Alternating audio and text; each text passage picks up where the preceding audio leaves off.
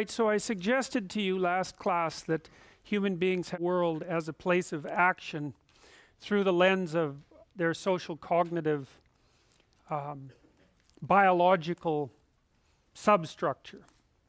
And I made that argument on the basis of the supposition that our primary environment was actually other people. And I mentioned to you, I believe that those other people are arranged in hierarchies of influence and authority or power, or dominance, which is often how it's construed, and that the dominance hierarchy as a structure is at least 300 million years old, which makes it older than trees. And it's for that reason that you share the same neurobiology to govern your observations.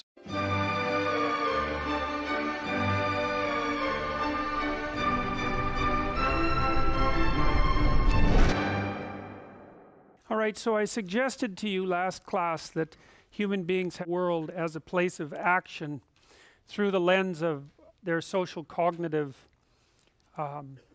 biological substructure. And I made that argument on the basis of the supposition that our primary environment was actually other people. And I mentioned to you, I believe that those other people are arranged in hierarchies of influence and authority or power, or dominance, which is often how it's construed, and that the dominance hierarchy as a structure is at least 300 million years old, which makes it older than trees. And it's for that reason that you share the same neurobiology to govern your observations of your position in the hierarchy as lobsters do, which is a remarkable fact. You know, it's remarkable that the lobster uses serotonin as the mechanism to adjudicate its status position, and that modifying the serotonin function in the lobster can produce changes in its behavior, can help the lobster overcome defeat, for example, which is very much equivalent to what happens to a human being when they take antidepressants. You know, it's a good example of the conservation of biological structure by evolution, and a good illustration of the continuity of life on Earth. It's really amazing. But the other thing it is a testament to is the ancient nature of the social structure. Now, we tend to think of the social structure as something other than nature, right? Because society is, I suppose, mythologically opposed. It's opposed in a narrative way.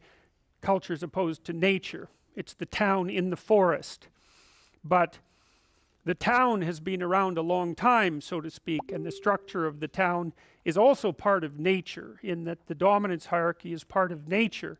And because it's so ancient, you have to consider it as part of the mechanism that has played the role of selection in the process of natural selection. And so roughly what seems to happen is that there is a plethora of dominance hierarchies, especially in complex human communities, and many of them are masculine in structure, in that they're dominance hierarchies that primarily men compete in, or that has been the historical norm, and that some men rise to the top based on whatever the dominance hierarchy is based on, and they make their preferential mates. And it's a good strategy for women to engage in, because and many sorts of female animals do precisely this, is they let the males battle it out and then pick from the top. Or often the dominant males, there's no choice on the part of the females, it's the dominant males just chasing away the subordinate males. But with humans, it's usually the case that the females have the opportunity to do at least some choosing. And so we have, if you think about that, what that implies is that we have evolved to climb up dominance hierarchies. And then I would say it's not exactly that even, because there are many different dominance hierarchies. And so the skills that you might use to climb up one might not be necessarily the same skills that you would use to climb up another. And so then I would say what we have evolved for instead, and I'm still speaking mostly on the masculine edge of things, historically speaking, is the ability to climb up the set of all possible dominance hierarchies, right? And that's a whole different idea. It's like the averaged hierarchy across vast spans of time.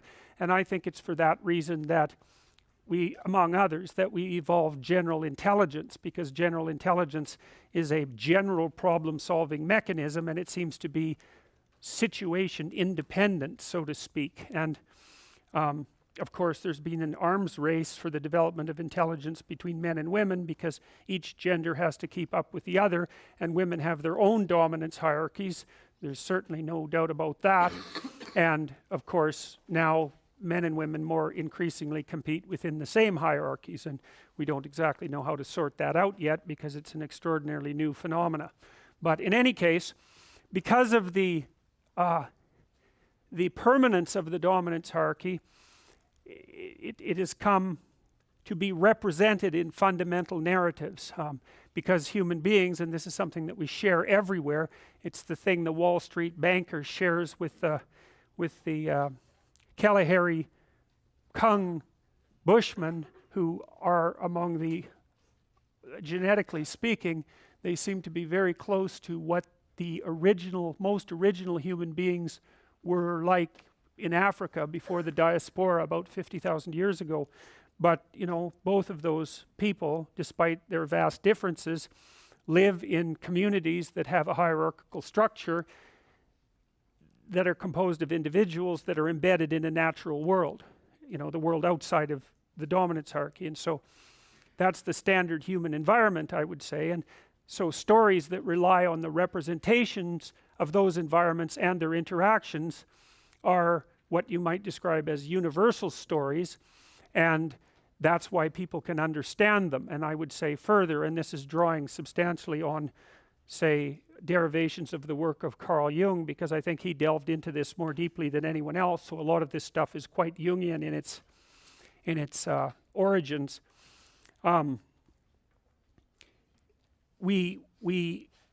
The commonality between human beings, so you know, you have to have commonalities in order to communicate, right? Axiomatic commonalities, because otherwise you have to explain everything. And so there's many things that human beings don't have to explain to one another. We don't have to explain anger, we don't have to explain jealousy, we don't have to explain fear, we don't have to explain pain, we don't have to explain joy, we don't have to explain love, etc. Those are built into us, and so they're predicates of being human. And you could say that those human predicates and the standard human environment produce standard narratives. And then you could say even further, and this is more of a leap, I would say, is that those who act out the role of the victor in those standard narratives are precisely the people who attain victory in life.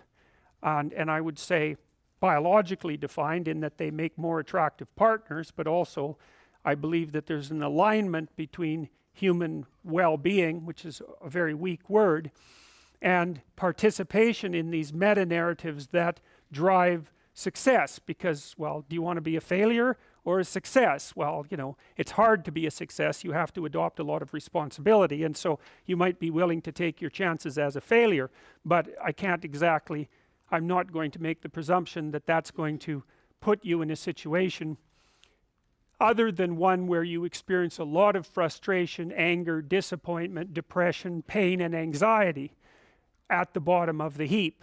And so generally that's not what people are aiming for, although under certain circumstances, if people don't like responsibility and are willing to take their chances, they might take the irresponsibility and its apparent freedoms over the necessity of thinking things through the medium and long run. Anyways, we stopped here. I suggested to you that one of the primary narrative representations was the known, or culture, or order. I think those, or the explored territory, or the dominance hierarchy. I think those things are basically interchangeable from a representational perspective. And you know, in the movie The Lion King, that's represented by Pride Rock, which is this central place of orientation, founded on rock, which is the sort of thing that people embed their memories in.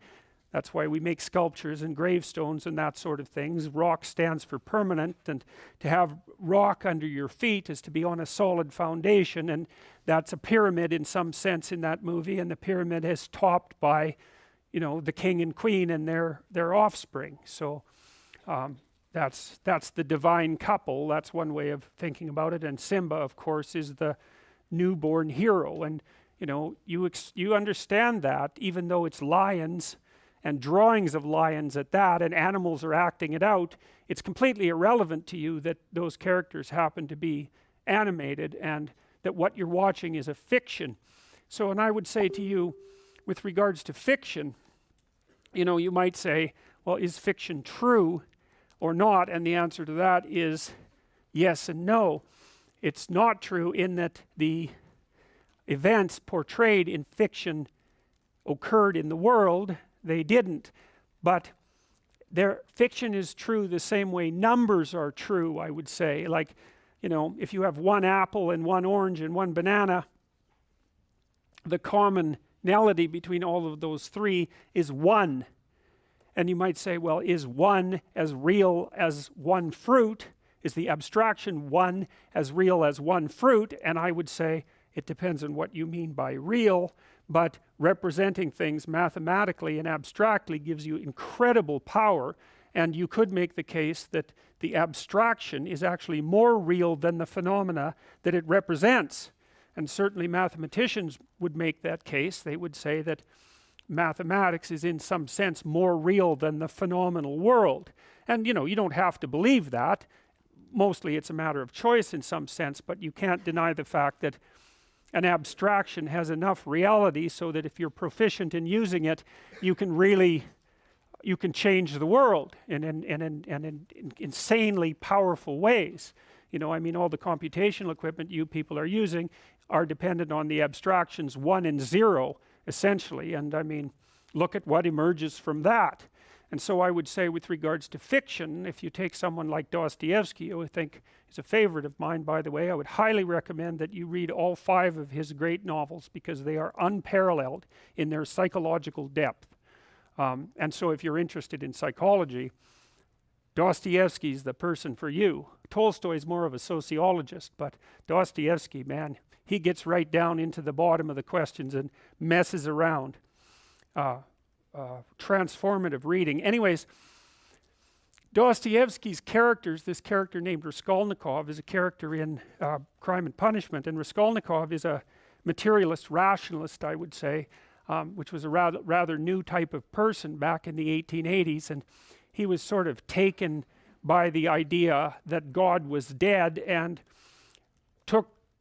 convinced himself that the only reason that anyone acted in a moral way, in a traditional way, was because of cowardice. They were unable to remove from them the restrictions of mere convention and act in the manner of someone who rose above the norm. And so he's tortured by these ideas. He's half starving. He's a law student. He doesn't have enough to eat. He doesn't have much money, and so, you know, he's not thinking all that clearly either. And he's got a lot of family problems. His mother's sick, and she can't send him much money. And his sister is planning to engage in a marriage that's loveless to someone who's rather tyrannical, who she hopes will provide the family with enough money so that he can continue in law school. And they write him brave letters telling him that she's very much in love with this guy, but he is smart enough to read between the lines and realizes that his sister is just planning to prostitute herself in an altruistic manner, and he's not very happy with that. And then at the same time as all this is happening, he becomes aware of this pawnbroker who he's, pawning his last possessions to, and she's a horrible person, and not only by his estimation, she pawns a lot of things for the neighborhood, and people really don't like her. She's grasping and cruel and deceitful and resentful, and she has this niece who's not very bright, intellectually impaired, whom she basically treats as a slave and beats all the time. And so Raskolnikov, involved in this mess and half starved and a bit delirious and possessed of these strange new nihilistic ideas, decides that the best way out of this situation would be just to kill the pawnbroker, take her wealth, which all she does is keep it in a chest, free the niece, so that seems like a good idea. So remove one apparently horrible and useless person from the world, free his sister from the necessity of this loveless marriage, and allow him to go to law school where he can become educated and do some good for the world. You know, so one of the things that's lovely about Dostoevsky is that he, you know, sometimes when one person is arguing against another, or when they're having an argument in their head, they make their opponent into a straw man, which is basically they take their opponent and caricature their perspective and try to make it as weak as possible, and laugh about it, and then they come up with their argument and destroy the straw man and feel that they've obtained victory. But it's a very pathetic way of thinking. It's not thinking at all. What thinking is when you adopt the opposite position from your suppositions, and you make that argument as strong as you can possibly make it, and then you pit your perspective against that strong iron man, not the straw man, and you argue it out, you battle it out. And that's what Dostoevsky does in his novels. I mean, he's the people who stand for the antithesis of what Dostoevsky actually believes are often the strongest, smartest, and sometimes most admirable people in the book. And so it takes great moral courage to do that. And you know, in Raskolnikov, what he wanted to do was set up a character who had every reason to commit murder, every reasonable reason, philosophically, practically, ethically even. Well, so Raskolnikov goes and he kills the old lady with an axe. And it doesn't go the way he expects it will, because what he finds out is that post-murder Raskolnikov and pre-murder Raskolnikov are not the same people at all. They're not even close to the same people. He's entered an entirely different universe. And Dostoevsky does a lovely job of describing that universe of horror and chaos and deception and suffering and terror and all of that. And he doesn't even use the money. He just buries it in an alley as fast as he can, and then doesn't want anything to do with it again. And anyways, the reason I'm telling you all this is potentially to entice you into reading the book, because it is an amazing, amazing book. But also because you might say, well, is what happened to Raskolnikov true? Are the stories in that book true? And the answer to that is, well, from a factual perspective, clearly they're untrue. But then if you think of Raskolnikov as the embodiment of a particular type of person who lived at that time, and the embodiment of a certain kind of ideology which had swept across Europe and really invaded Russia, and which was actually a precursor, a philosophical precursor to the Russian Revolution, then Raskolnikov is more real than any one person. He's like a composite person. He's like a person whose irrelevancies have been eliminated for the purpose of relating something about the structure of the world. And so I like to think of those things as sort of meta-real. They're more real than real. And of course that's what you expect people to do when they tell you about their own lives, about their own day. You don't want a factual description of every muscle twitch. You want them to distill their experiences down into the gist, which is the significance of the experience. And the significance of the experience is roughly what you can derive from listening to the experience that will change the way that you look at the world and act in the world. So it's valuable information, and they can tell you a terrible story, and that can be valuable because that can tell you how not to look at the world and act in it. Or they can tell you a positive story. You can derive benefit either way, which is why we also like to go watch stories about horrible psychopathic thugs, you know, and hopefully we're learning not to be like them. Although there are additional advantages in that, you know, you might say that someone who is incapable of cruelty is a higher moral being than someone who is capable of cruelty. And I would say, and this follows Jung as well, that that's incorrect, and it's dangerously incorrect, because if you are not capable of cruelty, you are absolutely a victim to anyone who is. And so part of the reason that people go watch anti-heroes and villains is because there's a part of them crying out for the incorporation of the monster within them, which is what gives them strength of character and self-respect, because it's impossible to respect yourself until you grow teeth. And if you grow teeth, then you realize that you're somewhat dangerous, and or maybe somewhat seriously dangerous, and then you might be more willing to demand that you treat yourself with respect and other people do the same thing. And so that doesn't mean that being cruel is better than not being cruel. What it means is that being able to be cruel and then not being cruel is better than not being able to be cruel. Because in the first case, you're nothing but weak and naive. And in the second case, you're dangerous, but you have it under control. And you know, a lot of martial arts concentrate on exactly that as part of their philosophy of training. It's like, we're not training you to fight. We're training you to be peaceful and awake and avoid fights. But if you happen to have to get in one, and I guess the philosophy also is that if you're competent at fighting, that actually decreases the probability that you're going to have to fight, because when someone pushes you, you'll be able to respond with confidence, and with any luck, and this is certainly the case with bullies, with any luck, a reasonable show of confidence, which is very much equivalent to a show of dominance, is going to be enough to make the bully back off. And so the strength that you develop in your monstrousness is actually the best guarantee of peace.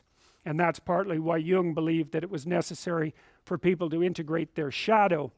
And he said that was a terrible thing for people to attempt, because the human shadow, which is all those things about yourself that you don't want to realize, reaches all the way to hell. And what he meant by that was, it's through an analysis of your own shadow that you can come to understand why other people are capable, and you as well, of the sorts of terrible atrocities that characterized, let's say, the 20th century. And without that understanding, there's no possibility of bringing it under control. When you study Nazi Germany, for example, or you study the Soviet Union, particularly under Stalin, and you're asking yourself, well, what are these perpetrators like? Forget about the victims, let's talk about the perpetrators. The answer is, they're just like you. And if you don't know that, that just means that you don't know anything about people, including yourself. And then it also means that you have to discover why they're just like you. And believe me, that's no picnic. So that's enough to traumatize people, and that's partly why they don't do it. And it's also partly why the path to enlightenment and wisdom is seldom trod upon, because if it was all a matter of following your bliss and doing what made you happy, then everyone in the world would be a paragon of wisdom. But it's not that at all. It's a matter of facing the thing you least want to face. And everyone has that there's this old story in King Arthur where the knights go off to look for the Holy Grail, which is either the cup that Christ drank out of at the Last Supper, or the cup into which the blood that gushed from his side was poured when he was crucified. The stories vary, but it's basically a holy object, like the phoenix in some sense, that's a representation of transformation. So it's an ideal. And so King Arthur's knights, who sit at a round table because they're all roughly equal, go off to find the most valuable thing. And where do you look for the most valuable thing when you don't know where it is? Well, each of the knights looks at the forest surrounding the castle and enters the forest at the point that looks darkest to him. And that's a good thing to understand, because the gateway to wisdom and the gateway to the development of personality, which is exactly the same thing, is precisely through the portal that you do not want to climb through. And the reason for that's actually quite technical. This is a Jungian presupposition too, is that, well, there's a bunch of things about you that are underdeveloped, and a lot of those things are because there's things you've avoided looking at because you don't want to look at them, and there's parts of you you've avoided developing because it's hard for you to develop those parts. And so it's by virtual necessity that what you need is where you don't want to look, because that's where you've kept it. And that's why there's, you know, an idiosyncratic element of it for everyone. Your particular place of enlightenment and terror is not going to be the same as yours, except that they're both places of enlightenment and terror. So they're equivalent at one level of analysis and different at another. So anyways, back to fiction and what it does, it distills truth, and it produces characters that are composites, and the more they become composites, the more they approximate a mythological character, and so they become more and more universally true and more approximating religious deities. But the problem with that is they become more and more distant from individual experience. And so with literature, there's this very tight line where you need to make the character more than merely human, but not so much of a god that, you know, one of the things that happened to Superman in the 1980s, Superman started out, he's got a heavenly set of parents, by the way, and an earthly set of parents, and he's an orphan like Harry Potter. Very common theme is that when Superman first emerged, he could only jump over buildings, you know, and maybe he could stop a locomotive. But by the time the 1980s rolled around, like, he could juggle planets and, you know, swallow hydrogen bombs, and, you know, he could do anything. Well, people stopped buying the Superman comics because how interesting is that? It's like something horrible happens and Superman deals with it. And something else horrible happens and Superman deals with it. And it's like, that's dull. He turned into such an archetype. He was basically the omniscient, omnipresent, omnipotent God, and that's no fun. It's like God wins, and then God wins again, and then again God wins, and, you know, so then they had to weaken him in different ways with kryptonite, you know. So green kryptonite kind of made him sick, and red kryptonite, I think, kind of mutated him, if I remember correctly. And anyways, they had to introduce flaws into his character so that there could be some damn plot. And that's something to think about, you know. There's a deep existential lesson in that. So then they had to weaken him in different ways with kryptonite, you know. So green kryptonite kind of made him sick, and red kryptonite, I think, kind of mutated him, if I remember correctly. And anyways, they had to introduce flaws into his character so that there could be some damn plot. And that's something to think about, you know. There's a deep existential lesson in that your being is limited and flawed and fragile. You're like the genie, which is genius in the little tiny lamp, you know, this immense potential, but constrained in this tiny little living space, as Robin Williams said when he played the genie in Aladdin. But the fact that you have limitations means that the plot of your life is the overcoming of those limitations, and that if you didn't have limitations, well, there wouldn't be a plot, and maybe there would be no life. And so that's part of the reason why perhaps you have to accept the fact that you're flawed and insufficient, and live with it and consider it a precondition for being. It's at least a reasonable idea. So anyways, one of the main characters is the country, the known, the explored territory. We went over that a bit, and it always has two elements. I mean, your country is your greatest friend and your worst enemy, you know, because it squashes you into conformity and demands that you act in a certain manner, and reduces your individuality to that element that's tolerated by everyone else, and it constrains your potential in a single direction. And so it's really tyrannical, but at the same time it provides you with a place to be and all of the benefits that have accrued as a result of the actions of your ancestors and all the other people that you're associated with. So there's the good tyrant, or the bad tyrant, and the good king, and those are archetypal figures, and that's because they're always true, and they're always true simultaneously, you know, which is partly why I object to the notion of the patriarchy, because it's a it's the what do you call that? It's the apprehension of a mythological trope, which is that of the evil tyrant, without any appreciation for the fact that the archetype actually has two parts, and the other part is the wise king. And you know, you can tell an evil tyrant story about culture, no problem, but it's one-sided, and that's very dangerous, because you don't want to forget all the good things that you have while you're criticizing all the ways that things are in error. That's a lack of gratitude, and it's a lack of wisdom, and it's founded in resentment, and it's very dangerous, both personally and socially. I told you that Captain Hook is a tyrant because he's got this crocodile chasing him, and the crocodile has a clock in its stomach, and that's death. It's like, obviously, right? Tick, tick, tick, tick. And it's a crocodile, and it's under the water, and it's already got a taste of him, so he's being chased around by death, and that makes him terrified and resentful and cruel and bitter, and so he's a tyrant. And he wants to wreak havoc everywhere. And then Peter Pan, of course, looks at Captain Hook and thinks, why the hell should I grow up and to be a tyrant and sacrifice all the potential of childhood? And the answer to that is, the potential sacrifices itself if you don't utilize it as you mature, and you just end up a 40-year-old lost boy, which is a horrifying thing to behold. It's almost as if you're the corpse of a child, the living corpse of a child, because who the hell wants a 6-year-old, 40-year-old? You're a little on the stale side by that point, and not the world's happiest individual.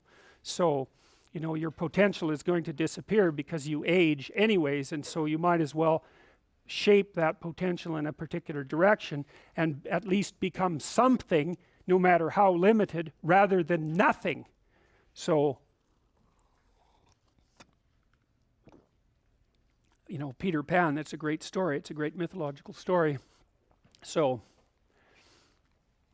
well, so let's talk about tyrants. Well, not only are they mythological figures, but they exist, and they tend to be deified. I mean, Stalin was, for all intents and purposes, God the Father in Soviet Russia, although he was pretty much only the worst elements of Old Testament God, who was, you know, constantly smiting people and wiping out populations and doing all sorts of things that seemed to be quite nasty. But nonetheless, you know, people worshipped him in many ways, and he's a representation of just exactly what goes wrong when things really go wrong, when people stop paying attention and when they all lie. Because one of the things that characterized the communist state was that no one ever got to say anything they actually believed, ever.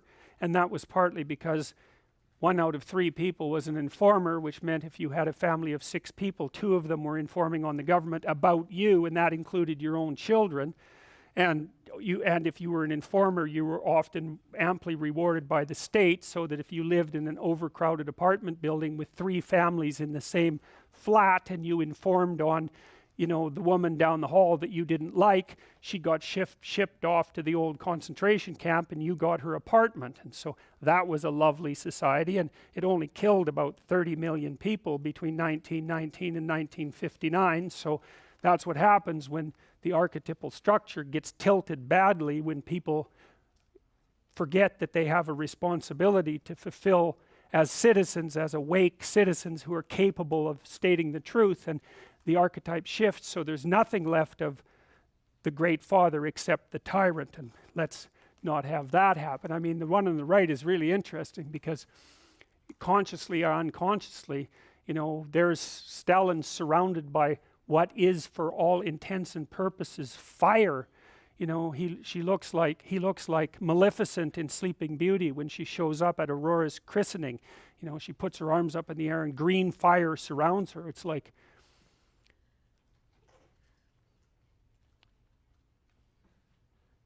he's surrounded by fire, and there's Lenin above him, who's like king of the fiery realm, and that's for sure. So, I mean, all the terrors that happened in the Soviet Union didn't start under Stalin, they started under Lenin, and Stalin was definitely Lenin's legitimate son, let's put it that way. So, you know, this is another example of the tyrannical element of the Great Father and the sorts of things that can happen. I mean, I kind of got an evil kick out of this ad that was quite old. You know, it's kitschy in some sense, and you know, it shows, I don't think that's something you'd ever see in a magazine today. 10 unusual stamps showing evil dictator. You know, well, fair enough. I mean, that's what he was, and that's the consequence, and that's just a tiny bit of the consequence, because the Nazis wiped out a very large number of people, often using compassion as a justification. So when they went after the mentally ill and the terminally ill, and those whose intelligence was compromised for biological reasons, and those who were too old, they basically justified it by saying that the enforced euthanasia was merciful, and that you were actually being a good person by complying with the requirements. And so, something to think about. More mythological representations, I like these quite a bit. So there's there Hitler as, you know, knight of the faith, essentially, with, I suppose that's a recreation of the Christian Holy Spirit dove, you know, except it's an eagle, which is a bird of prey, and a what do you call those things, a scavenger, right? So that's kind of interesting. But that's Hitler as knight of the blood, roughly speaking. And there, this is an Allied war poster, essentially, that assimilates the Nazis to poisonous snakes. And you know, we don't like poisonous snakes very much, and it's probably because they've been preying on us for approximately 20 million years, because snakes and primates, humans in particular, co-evolved. And so the snake is a representation of that which lies outside the comfortable domain, and that can be, you know, a snake, obviously, or it can be an abstract snake, and the abstract snake is your enemy, or an even more abstract snake is the evil in your own heart. And this is going to be a bit of a leap for you, but there's this ancient idea that developed in the West over thousands of years, far predating Christianity, that, at least its origins, that the snake in the Garden of Eden was also Satan, which is like a, what the hell, it's a very strange idea. But the reason for that, as far as I can tell, is that, you know, we have this circuitry that detects predators, and a predator, a good representation of a predator is a snake, or a monster that incorporates snake-like features, like a dragon or something like that, or a dinosaur with lots of teeth, or a shark that lives under the water and will pull you down. You know, because I suspect a lot of our ancestors met a nasty death at the hands of Nile crocodiles while they were in the African veldt going down to get some nice water.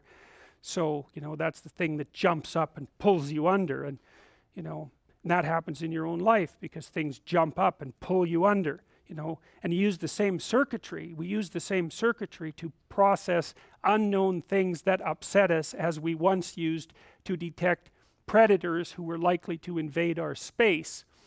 And so, and human beings are capable of abstraction, and so, you know, you could think about the real predator that might invade your space, and maybe that's a snake or a wolf or some kind of monster.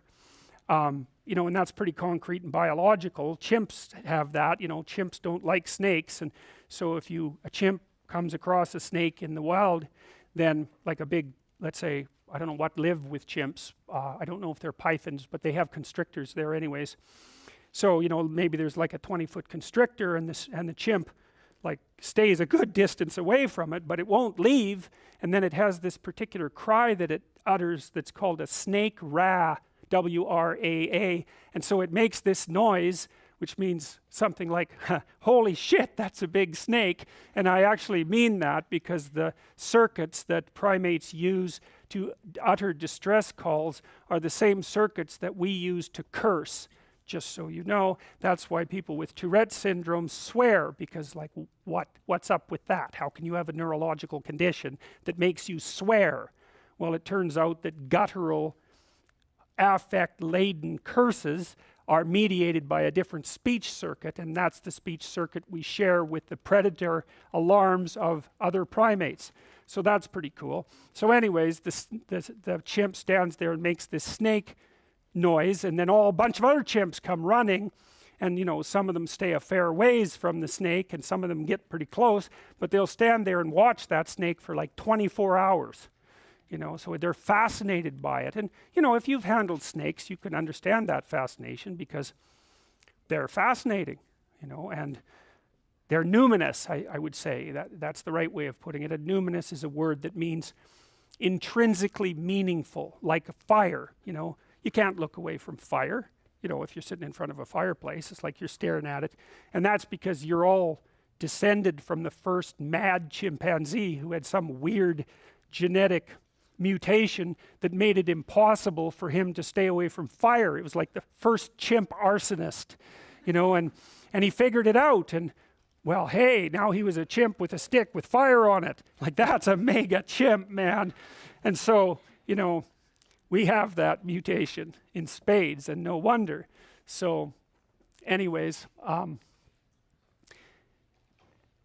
so they make this, you know, they have this reaction to snakes, and chimps that have never seen a snake, if they're in a cage and you throw a rubber snake in there, it's like bang, they hit the roof, but then they look at the snake, you know. So it's like, it's terrifying and fascinating at the same time. And you should look at the snake because you want to know what it does, but you should stay away from it because it's a snake. So you're kind of screwed in terms of your motivations, right? One is get the hell away, and the other is, well, don't let that thing do anything that you're not watching.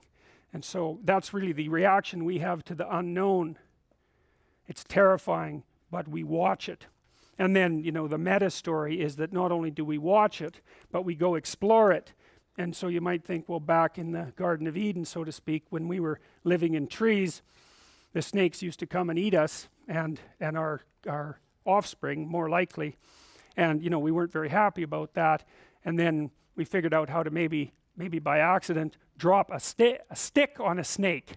And that was a good thing because the snake didn't like that. And then maybe the next thing we learned a little later was to like actually take a stick and like whack the snake with it. And you can believe that the first primate who figured out that was just as popular as the guy who mastered fire. And so we're pretty good at whacking snakes with sticks, which is why Springfield has a snake whacking day that's devoted to nothing but that. Right? I don't know if you know that Simpsons episode, but it's quite comical. So, well, so then you think about the snake as a predator, and it's the thing that invades the garden always, because you just can't keep snakes out of the damn garden no matter how hard you try. And then you think of snakes, and maybe you think of meta snakes, and like a meta snake would be also a predator, but maybe that's the predator that represents the destructive spirit of the other tribe, because chimpanzees, for example, are quite tribal, and they definitely go to war with one another. And so you think, you abstract out the idea of the predator to represent malevolence as such, and then you take that one step further and you realize that the worst of all evil predators is the human capacity for evil. And then at that point, you know, you're starting to, I would say, psychologize or spiritualize the idea of danger and make it into something that's conceptual and something that's psychological and something that you can face sort of en masse. I mean, one of the things people had to figure out was, how do you deal with danger? And so you figure out how you deal with a specific danger.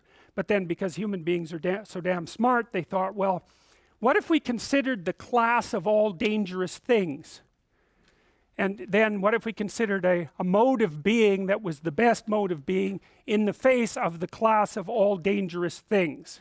Well, that's a lot better. You get to solve all the dangerous problems all at once, instead of having to conjure up a different solution for every dangerous thing. And that's basically, as far as I can tell, where the hero story came from. And the hero story is basically, you know, there's a community, it's threatened by the emergence of some old evil, often represented by a dragon. That's sort of typical, say, of the Lord of the Rings stories.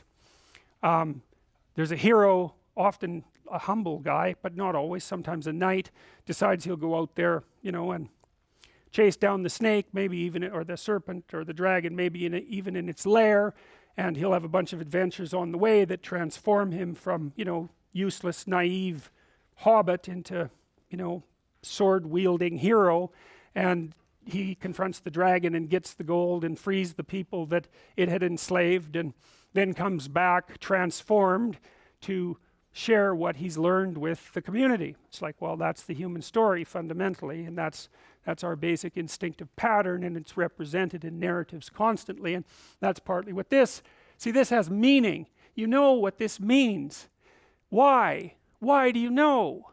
Well, you know because it draws on symbolic representations that you already understand. You understand that a mess of toothed snakes is not a good thing, and that maybe the sensible thing to do is stomp them.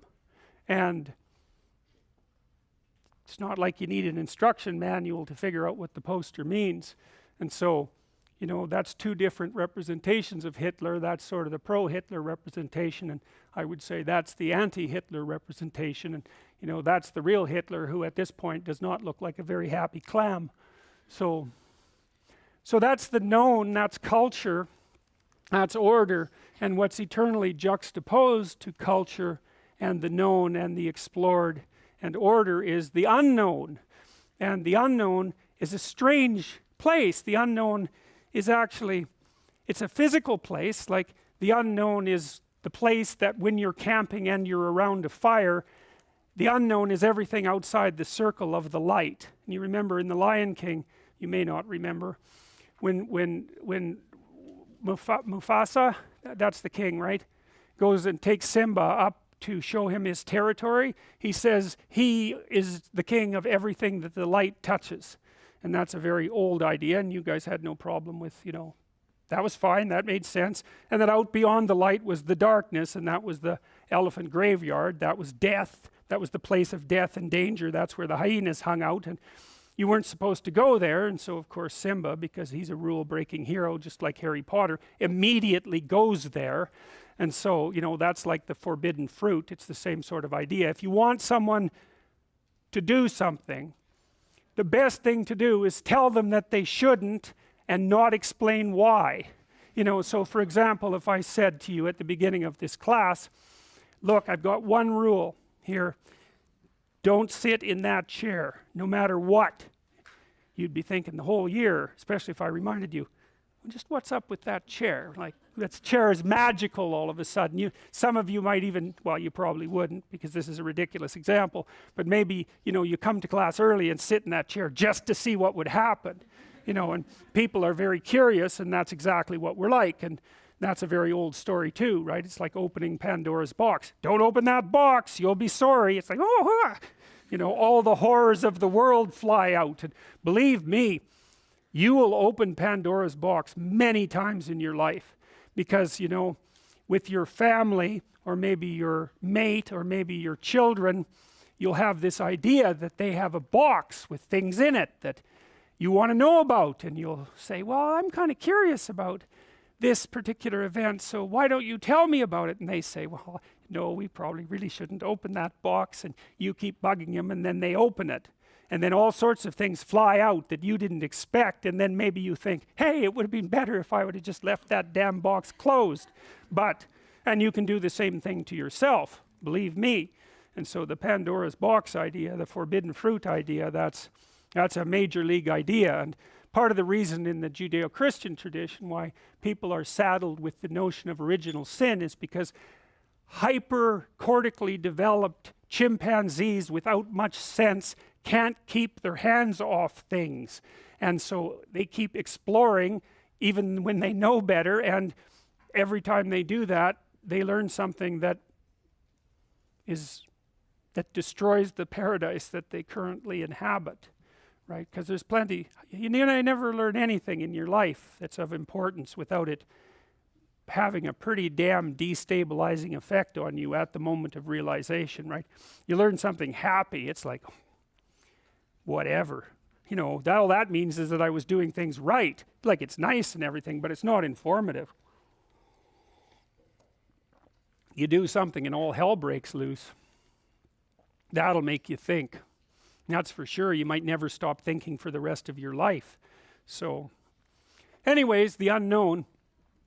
The unknown is that which surrounds the known. It's unexplored territory. It's usually represented as female, I think, for a variety of reasons. And not as female exactly. It's not the right way to think about it. As feminine.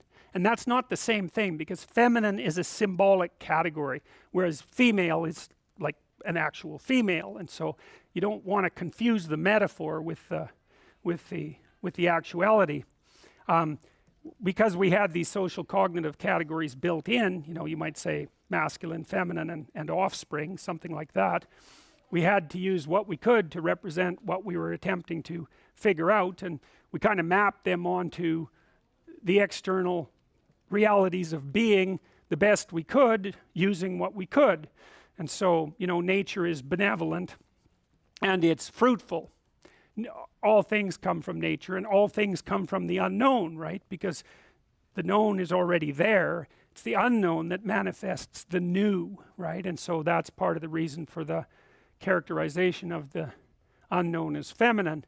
And then there's also the case that women play a massive role in sexual selection among human beings, so that from an evolutionary perspective, you're twice as likely to be a failure if you're a man than you are if you're a woman, in that you have twice as many female ancestors as male ancestors. And you think, well, that's impossible, but it's not. All you have to do is imagine that every woman has one child, half the men have two, and the other half have zero. And so, end of problem. And that's basically how it works out. So women are more choosy maters than men by a substantial margin.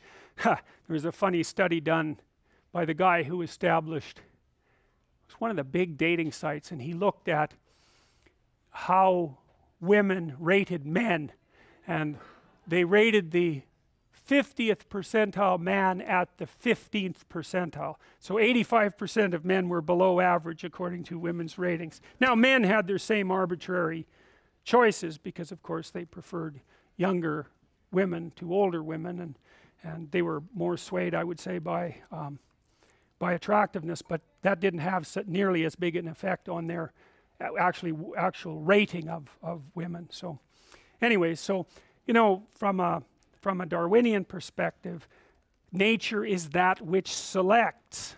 That's all it is. And so sexual selection plays a massive role in human evolution. You know, the fact that we have these massive brains is very likely a consequence of a positive feedback loop in sexual selection. You know, because otherwise that's the only time you can get really rapid changes in evolutionary space, where, you know, you get a process going that reinforces itself. So there's a little preference for intelligence, and then that produces more intelligent men and women, and then there's a little more preference for intelligence, and you know, maybe then that turns into the ability to speak and or to master fire, and then there's way more selection for intelligence, and the brain just goes like this, you know. And women have paid a pretty big price for that, because your hips are basically so wide that you can barely run, and if they were any wider then you couldn't. And of course the pelvic passageway through which the baby travels is too small, so it's really painful and dangerous, and the baby's head has to compress quite a lot. I mean, they come out cone-shaped often, and then they're born really young, so you have to take care of them forever. Like, what the hell, you know, a deer is born, a fawn is born, and it's like 2 seconds later it's standing, and then it's running from a lion. It's like, you know, it's like 15 minutes later. And a baby, it's like, he just lies there and, you know, utters plaintive noises. That's all it can do, and it does that for like 10 months before it could skitter away from a sloth if it was predatory, you know. So you really got to take care of those creatures, and so that's a big price to pay. That's a big price to pay for our cortical evolution. So anyways, here's some of the symbolic representatives of the unknown. The unconscious Dionysian force of the id, so that's sort of Freud's representation of the unknown. The terrors of the darkness, that's the unknown. The monsters that lurk there. The source and the resting place of all things. The great mother, the queen, the matrix, which means matter, which means mother. The matriarch, matter, mother. The container, the cornucopia, the object to be fertilized, the source of all things, the fecund, the pregnant. The strange, the emotional, the foreigner, the place of return and rest, the deep, the valley, the cleft, the cave, hell, death, and the grave, because it's beyond. The moon, ruler of the night and the mysterious dark, and matter and the earth. And you know all this because when you watch a movie that's rife with symbolic representations, it draws on those underlying metaphors, and they're natural. I mean, where does a witch live? Well, in a swamp, for God's sake. She doesn't live in the penthouse of a New York tower. She lives in a swamp, and it's dark there, and if the moon's up, that's better. And maybe it could be a crescent moon, or maybe it could be a full moon, but you know, witches live in the right place if you're going to understand it. And you understand all of that, and it's part of the the structure of your imagination, you could say. And so it's part of the unspoken fantastical imagination that unites all of us and that makes us specifically human. There's a good representation of the underworld and the place of transformation. So that's hell. I mean, Isis in Egypt was queen of the underworld, and the underworld generally has a queen, and she usually shows up when order falls apart. And so you go to the underworld when your life falls apart. That's what it means. And so when you see these stories of the hero, you know, journeying to unknown lands of terror and danger, that's what happens to you. It happens to you all the time. You know, you're in this little safe space like the Hobbit in the Shire, and then, you know, there's a great evil brewing somewhere, and you can no longer ignore it, so off you go into the land of terror and uncertainty. And better to go on purpose than accidentally, that's for sure, because at least you can be prepared. And we also know that if you're going to face a threat, if you face it voluntarily, what happens is your body activates itself for exploration and mastery. But if you face it involuntarily, same size threat, then you revert to prey mode, and you're frozen, and that's way more stressful. It's way harder on your body. And so it's better to keep your eye open and watch for emergent threats, because you all know, you know, what you're not doing quite right and where your life is likely to unravel. You all have a sense of that, and the best thing to do is to not ignore that, to pay attention to it, to watch it, and to take corrective action early. And then, you know, you stay on top of things, and things, your little trip to the underworld might be a few minutes long instead of a catastrophe that produces post-traumatic stress disorder, knocks you out for 4 or 5 years, and maybe you never recover. So, and that's, you know, that's what these kind of symbolic representations mean. Those are states of being that indicate being devoured, and you can be devoured by your own unconscious.